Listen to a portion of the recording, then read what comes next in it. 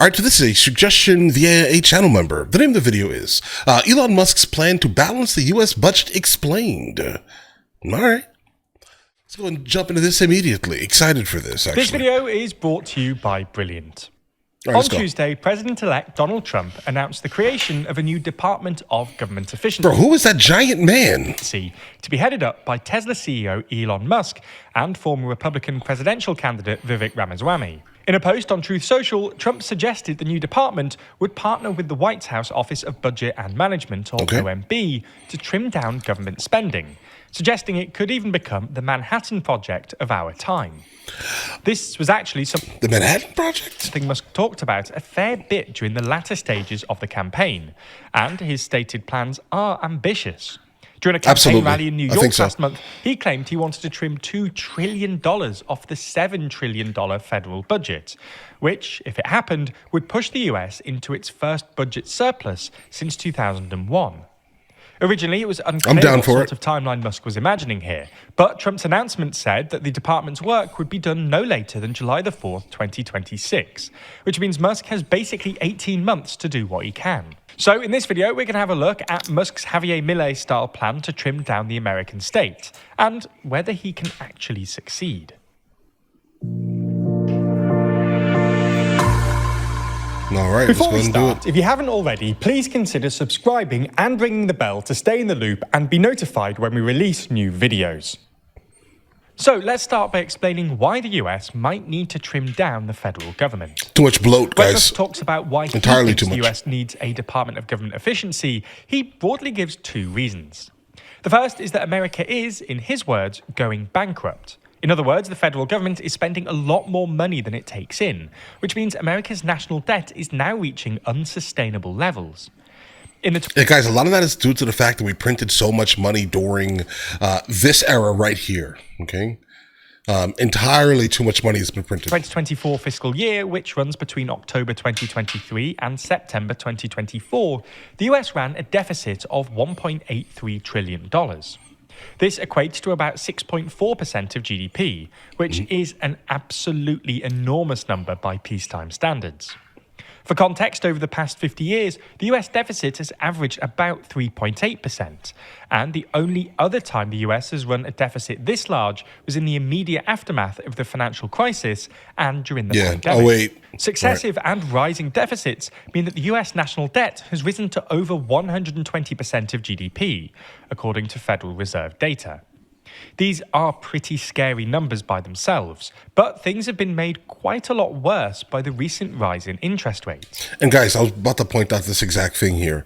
In fact, the debt itself would be somewhat more manageable if the actual interest rates were not so high, but I think they kind of need to be where they are right now or slightly higher. We can bring them down. It'll stimulate the actual market itself, but it will definitely throw us into a deeper deficit, in fact. But the debt itself that we do have is almost all credit card debt. Credit card debt is currently, the interest rate is ginormous on some people's cards. And so people are not able to actually pay down the debt due to the interest rate, but it in fact has to stay high, and people just need to stop adding new debt to their debt. If you actually want to fix things, that's how we start, guys. But things have been made quite a lot worse by the recent rise in interest rates. Not only does this mean that fresh borrowing is more expensive, but it also means that servicing pre-existing debt, i.e. paying interest payments on the tens of trillions of dollars of outstanding debt, accounts for an ever-growing fraction of government revenues. According to the IMF, debt servicing costs now account for over 15% of all US government spending, nearly triple the G7 average. This means the US is spending more on interest payments than on defense or Medicare. The worry here is that the US gets caught in a sort of debt servicing spiral, whereby the US has to borrow more and more money to service its debt. But this means more debt, so more debt servicing, which forces more borrowing ad infinitum. On top of all this, Trump's fiscal plans, which include massive tax cuts, will probably make things a lot worse. The non-partisan Committee for a Responsible Federal Budget explains that his stated policies would add another $8 trillion to the national debt over the next 10 years, pushing the deficit up to 10% of GDP. There's also the risk that the US gets caught in another vicious cycle as sustained government spending stokes inflation, which discourages the Federal Reserve from cutting interest rates, which means more spending in the form of higher debt servicing costs. Anyway, that's the first reason. Musk worries that, without significant cuts in government spending, the federal government is at risk of going bankrupt. All right, now, definitely, based off the numbers, it looks like we are absolutely at risk of going bankrupt. Like hearing it out loud, yeah, in fact.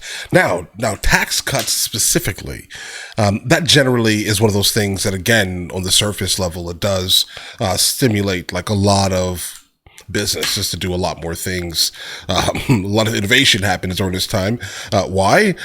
Because you can get free money. And when I say free money, I mean a 2% interest rate is basically free money compared to what it is right now. It's free money for a lot of businesses to actually build things and thrive and things like that. But in fact, is it really going to have a positive effect on the actual deficit? No, it's going to have the opposite effect. In fact, it definitely will. But for the next 4 years, let's say, it's going to be very comfortable.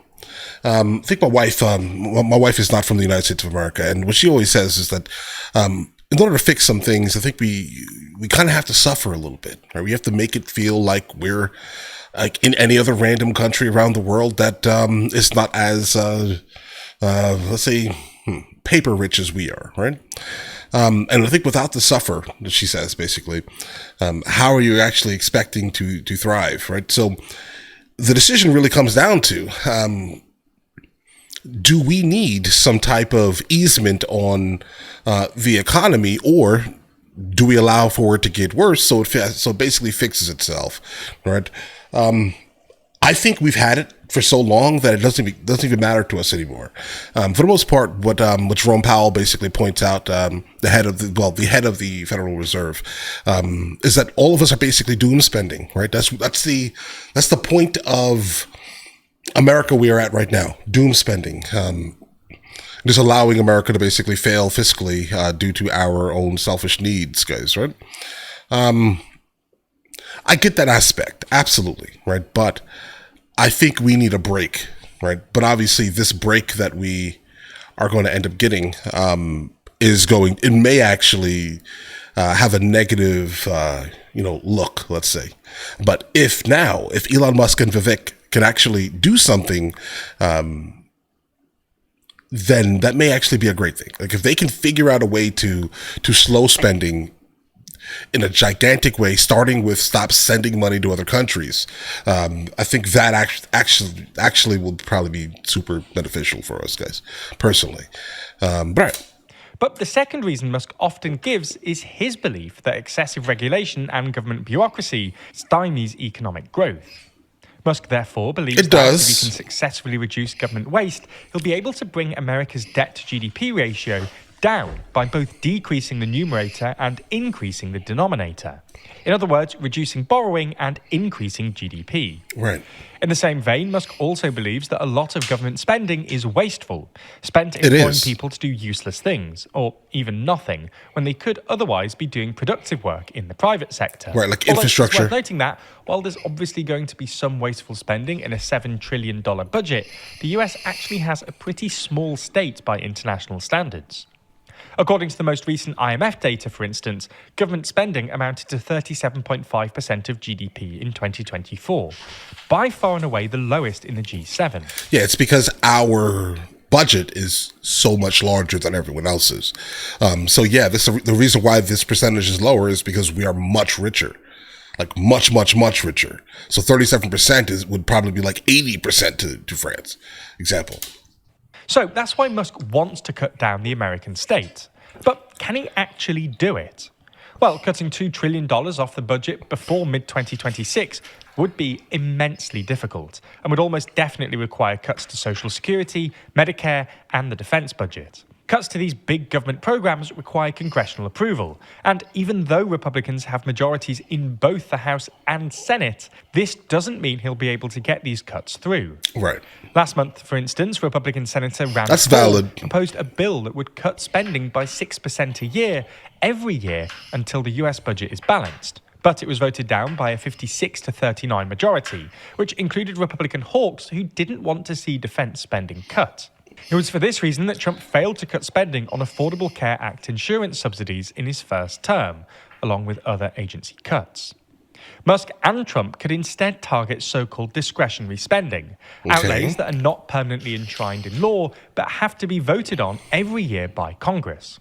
Discretionary spending accounted for about $1.7 trillion in 2023, but about half of that went on defense, and much of it is spent on paying federal salaries. Ultimately, cutting the federal budget by 30% in 18 months would be immensely painful, however Musk does it. And the only place anyone has tried anything remotely similar is Argentina, where President Javier Milei has cut the federal budget by 35% in just a year, shutting down 13 government ministries and sacking about 10% of all civil servants. But while Milei's plans have sort of worked, the government ran a monthly budget surplus for the first time earlier this year, they've also triggered a deep recession, with GDP shrinking by about 3% this year and the poverty rate now above 50%. While this is something Musk has been remarkably candid about, admitting in a virtual town hall on X that his planned reductions would, quote, necessarily involve some temporary hardship. And that exactly brings me back to the point of what my wife kind of speaks about when it comes to Elon Musk and Vivek's plan specifically.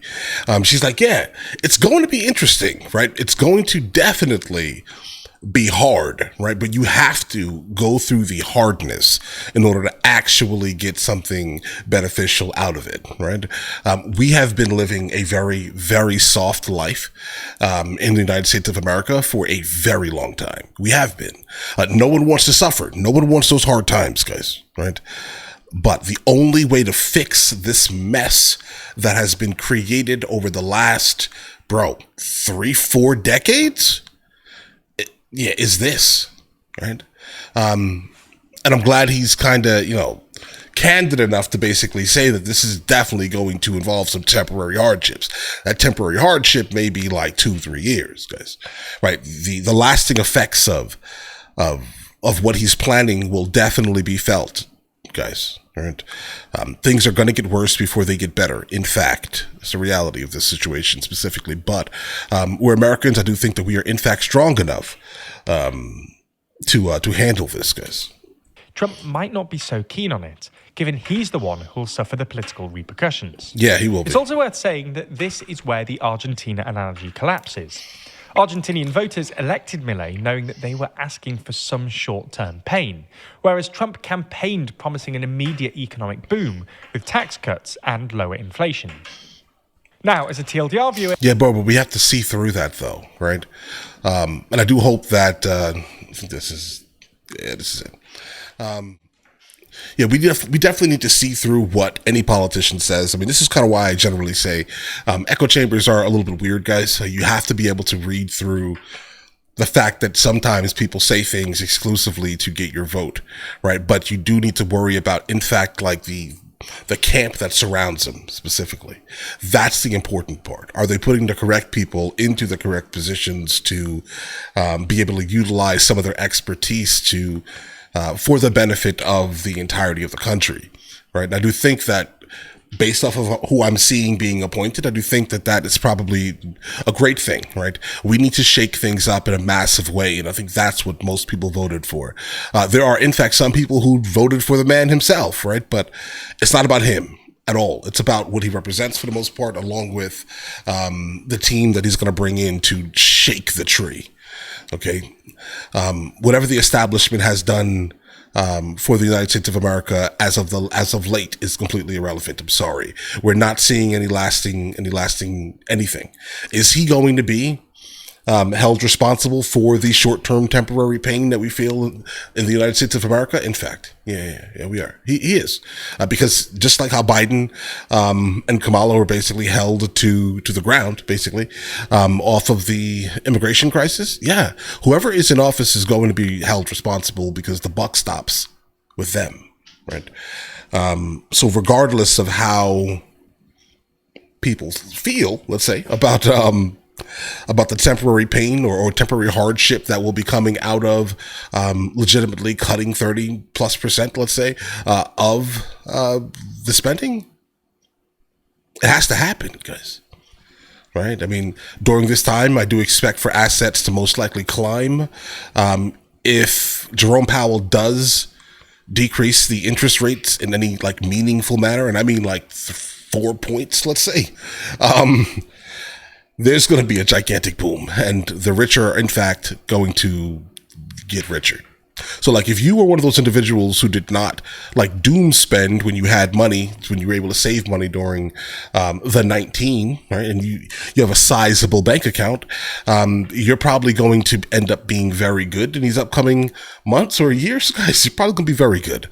And I say this because you're now able to utilize those liquid funds for some type of asset purchase, because interest rates are going to drop if Jerome Powell does actually drop anything. And I mean like 10, 20, 30,000 in the bank.